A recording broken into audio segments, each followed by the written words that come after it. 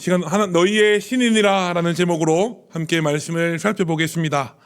오늘 우리는 출애굽기 32장 1절로 14절까지의 말씀을 읽었습니다. 오늘 우리가 읽은 본문의 앞부분의 말씀들을 읽어보게 되면 이스라엘은 이제 막 하나님과 언약을 세웠고요. 그 언약을 토대로 모세가 하나님으로부터 성막을 만들라는 명령을 받고 있었습니다.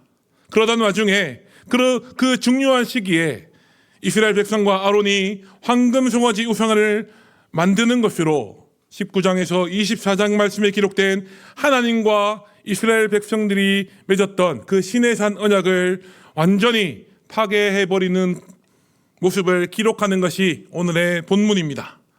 그런 이스라엘 백성들, 하나님과 맺었던 그 시내산 언약을 어겼던, 완전히 깨뜨려버렸던 그 이스라엘 백성들을 진멸하시겠다고 하시는 그 하나님을 만류하는 모세의 노력과 기도로 말미암아 하나님께서는 이스라엘 백성들을 진멸하시겠다 했던 그 뜻을 돌이키셨다라는 말씀을 기록하는 것이 오늘 본문의 내용입니다. 오늘 우리가 살펴보는 이 본문의 내용을 통하여 우리는 크게 4가지 정도 중요한 사실을 깨닫게 됩니다. 첫째는 인간이 짓는 죄가 크면 클수록, 그 죄가 심각하면 심각할수록 그 죄를 용서받는 은혜 역시도 더욱 커져간다는 사실입니다. 둘째는 무엇입니까? 비록 하나님과의 언약을 깨뜨려버린 이스라엘 백성들이지만 그럼에도 불구하고 하나님 앞에 부르짖었던 그 모세의 기도가 힘을 발휘할 수 있었던 이유는 이스라엘 백성들에게 베풀어 주시는 하나님의 큰 자비와 사랑이 있었기 때문이다라는 사실을 우리는 깨닫게 되죠. 그리고 세 번째는 구약에 기록된 언약들, 그 언약들 통하여 우리는 무엇을 깨닫게 됩니까? 인간의 노력으로는 죄 용서를 받을 수 없다라는 것을 우리 깨닫게 됩니다. 율법을 통해서 우리는 죄가 죄라는 것을 깨닫게 될 뿐이고 그 율법을 행함으로 말미암아 구원을 받을 수는 없다는 사실을 우리는 보게 된다라는 겁니다.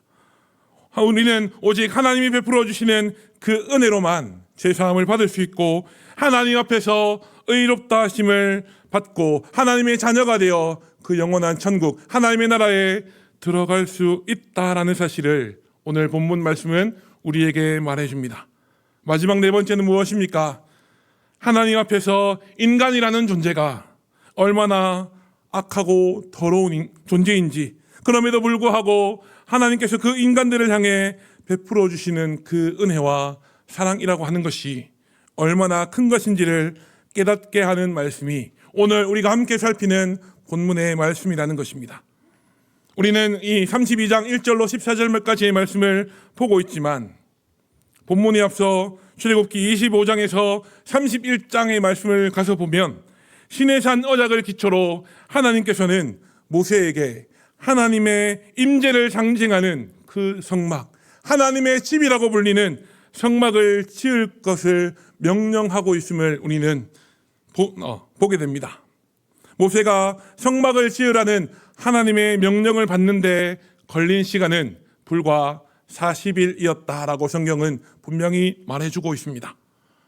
모세가 하나님의 음성을 듣기 위하여 자기에게 주시는, 이스라엘 백성들에게 주시는 그 명령을 듣기 위하여 시내산으로 갔던 그 40일이라는 시간을 이스라엘 백성들은 기다리지 못하고 모세가 다시 이스라엘 백성들 가운데로 돌아올 때까지 기다리지 않고 황금 송아지 우상을 만든 사건이 벌어지게 되었다. 하나님이 아니라 우상을 섬기는 사건이 이스라엘 백성들 내에서 발생하게 되었다라는 사실을 성경은 분명히 말해주고 있다는 겁니다. 이스라엘 백성들을 이끌어가는 그 모세가 40일 동안 자리를 비우게 된 이유는 무엇입니까?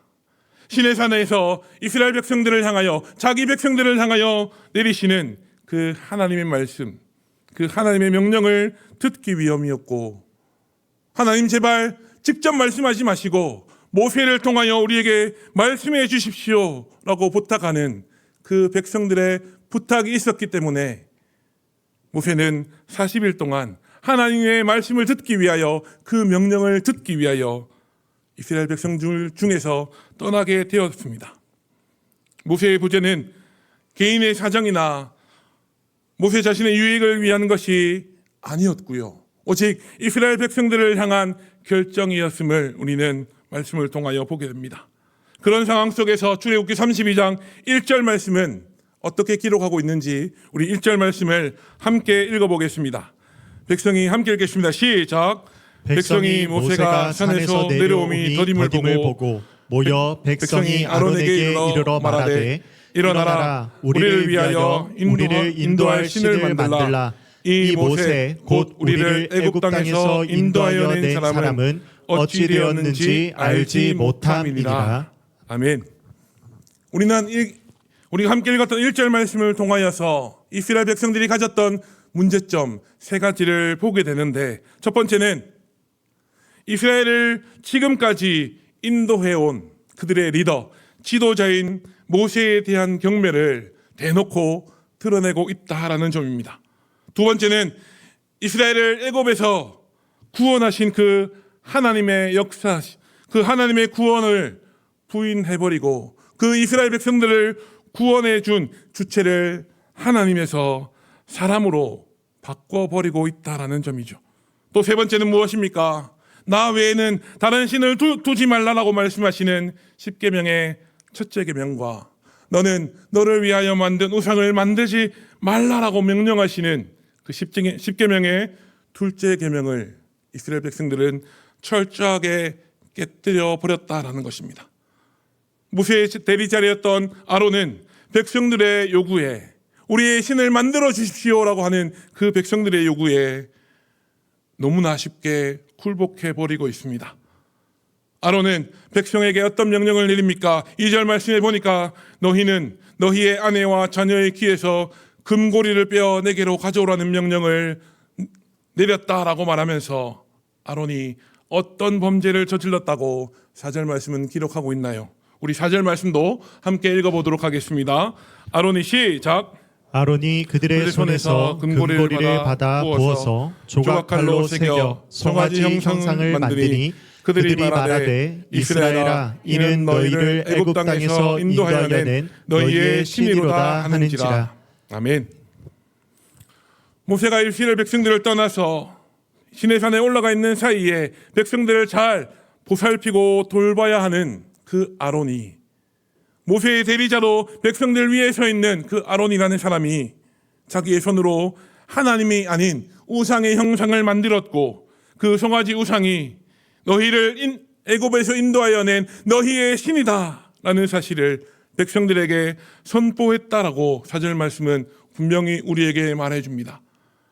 백성들의 요구에 너무 쉽게 굴복해버리고 마는 아론의 모습은 백성을 대하는 그들의 리더 모세의 모습과는 상당한 차이가 있음을 우리는 깨닫게 되는데, 우리가 출애굽기 말씀을 통하여 보는 모세의 모습, 지도자 모세의 모습은 어떠한 모습이었습니까? 백성들이 잘못된 요구를 하거나 잘못된 길을 가려고 할 때 모세는 백성들과 당당하게 맞서서 단호하게 그들의 잘못을 지적하고 수정해 주던 사람이었습니다. 뿐만 아니라 하나님 앞에 엎드려서 하나님 이 일을 어떻게 하면 좋겠습니까? 라고 기도함으로 그 문제를 하나님 앞에 아뢰던 사람, 하나님의 응답하심을 기다릴 줄 알던 사람이었습니다. 그런데 오늘 본문에 나타나는 아론의 모습은 어떠합니까? 백성들의 잘못된 요구를 반박하고 그것은 잘못된 길이라고 수정해 주기는커녕 백성들의 요구를 그대로 수용함으로 말미암아서 하나님이 미워하시는 우상 숭배의 죄를 범하고 말았다라는 사실을 성경은 우리에게 말해주고 있습니다. 10절 이후의 말씀에 가서 보면 백성들의 약한 요구를 들어준 그 아론의 결정으로 이스라엘 전체가 멸절당한 위험에 빠지게 되었음을 성경은 심각하게 우리에게 보여주는데요. 10절 말씀은 어떻게 기록하고 있는지 10절 말씀도 다시 한번 읽어보겠습니다. 그런즉 시작. 그런즉 내가 하는 대로 두라. 내가 그들에게 진노하여 그들을 진멸하고 너를 큰 나라가 되게 하리라. 아멘. 하나님은 무슨 이야기를 모세에게 하고 계시는 것입니까? 아브라함으로부터 지금까지 쭉 이어져 내려오던 그 약속의 말씀들을 뒤집어 엎으시고 이제 다시 아브라함이 아닌 모세를 믿음의 조상으로 세우셔서 새로운 구속의 역사를 시작하시겠다라고 말씀하시고 있는 것입니다.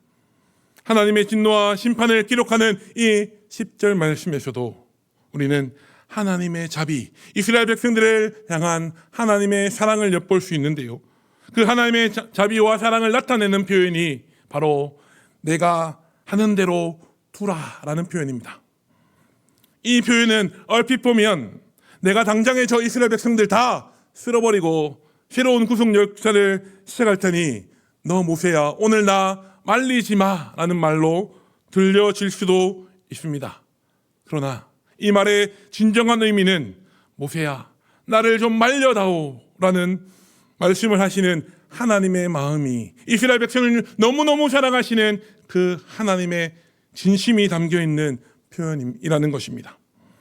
모세가 자기도 약속의 땅 그 젖과 꿀이 흐르는 가나안 땅에 들어가게 해주십시오라고 하나님 앞에 간구했을 때에 하나님이 보이셨던 반응과 오늘 우리가 10절 말씀을 통하여 보게 되는 내가 하는 대로 두라라는 표현을 가만히 놓고 비교해서 보면 이 10절 말씀이 기록하는 내가 하는 대로 두라라는 표현이 하나님의 자비가 묻어있는 표현이라는 것을 우리는 더 명확하게 바라보게 됩니다.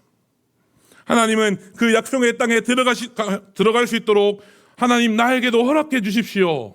나에게도 그 가나안 땅을 허락해 주십시오라고 간구했던 그 모세에게 아주 단호하게 말씀하시죠. 이 일로 너는 내게 다시 말하지 말라라고 아주 단호하게 일말의 가능성마저도 배제하시는 그런 단호한 반응을 보이셨던 반면에 하나님은 오늘 본문에 무엇을 이야기하십니까? 내가 하는 대로 두라라고 말씀하시면서 모세가 개입할 수 있는 가능성을 열어두셨다라는 것입니다. 그 틈으로 그 하나님이 일부러 남겨주신 그 틈으로 모세는 진노 중에도 긍휼을 잊지 아니하시는 하나님을 바라보게 되었고요. 그 하나님 앞에 하나님 제발 이스라엘 백성들의 죄를 용서하여 주십시오라는 기도를 하나님 앞에 간구하고 있는 것입니다. 이스라엘 백성들을 위하여 기도하는 그 모세의 간구를 11절로 13절 말씀은 어떻게 기록하고 있는지 우리 11절로 13절까지의 말씀을 함께 읽어보겠습니다. 모세가 시작.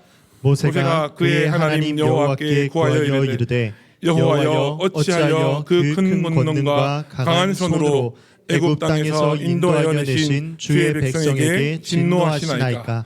어찌하여 애굽 사람들이 이르기를 여호와가 자기의 백성을 산에서 죽이고 지면에서 진멸하려는 악한 의도로 인도해 내었다고 말하게 하시려 하나이까. 주의 맹렬한 노를 그치시고 뜻을 돌이키사 주의 백성에게 이 화를 내리지 마옵소서. 주의 종 아브라함과 이삭과 이스라엘을 기억하소서.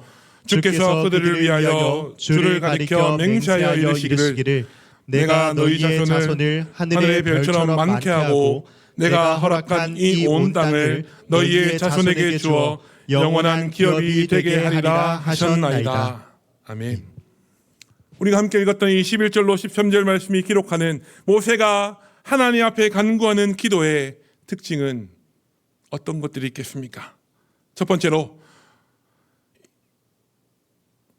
모세는요 하나님 앞에 기도하면서 이 이스라엘 백성들이 모세의 백성이 아니라 하나님의 백성이라는 사실을 의도적으로 반복해서 드러내고 있다라는 것이 첫 번째 특징이라고 할 수 있을 것입니다. 우리가 읽진 않았지만 7절 말씀에 가서 보면 하나님은 범죄한 이스라엘 백성들을 너의 백성, 곧 너의 백성이라고 표현하십니다. 그러나 모세는 하나님 앞에 어떻게 기도합니까? 이스라엘 백성들은 나의 백성이 아니라 하나님의 백성입니다 라는 사실을 그 기도 안에 녹여내고 있다라는 것이죠. 모세가 드리는 두 번째 기도의 특징은 주의 이름을 위하여 주의 진노를 거둬달라고 기도하고 있다라는 점입니다.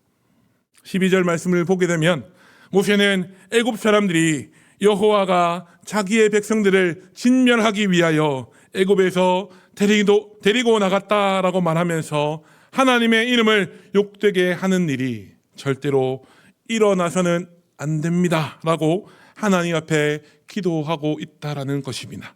그리고 세 번째 특징은 무엇입니까? 모세는 하나님의 말씀을 붙들고 기도하고 있다는 점입니다. 모세는 하나님께서 아브라함과 이삭과 야곱에게 하셨던 그 언약의 말씀, 세대가 거듭되어지더라도 1.1획도 변하지 않고 계속 그 아들에게로 계승되어가는 그 신실한 하나님의 말씀을 붙들고 기도하고 있다는 점이죠. 그토록 간절한 모세의 간구, 이스라엘 백성들을 용서해 주실 것을 구하는 모세의 절박한 기도를 들으신 그 하나님은 어떤 결정을 내리셨다고 14절 말씀은 기록하고 있습니까? 우리 14절 말씀도 다시 한번 읽어보겠습니다. 여호와께서 시작. 여호와께서 뜻을 돌이키사 말씀하신 화를 그 백성에게 내리지 아니하시니라. 아멘. 여호와께서 뜻을 돌이키사 말씀하신 화를 그 백성에게 내리지 아니하셨다라고 기록하는 14절 말씀을 보면서 우리는 이스라엘 백성들이 금송아지를 만들고 그 우상을 섬기면서 하나님을 배반해버렸던 사건이 하나님이 이스라엘 백성들을 용서하심으로 말미암아 아주 행복하게 마무리되었다라는 착각에 빠지기 쉽습니다. 그러나 우리가 함께 읽었던 14절 말씀은 전혀 그렇게 기록하지 않는다는 점을 우리는 기억해야 합니다. 14절 말씀을 다시 가서 보시면 여호와 하나님께서 뜻을 돌이키셔서 말씀하셨던 화, 이스라엘 백성들을 진멸하시겠다라는 그 계획만을 취소하셨을 뿐 이스라엘 백성들의 죄를 용서하신 것은 아니다라는 것을 우리는 말씀을 통하여 보게 됩니다. 사랑하는 여러분, 오늘 말씀을 통하여 우리는 무엇을 깨닫게 됩니까?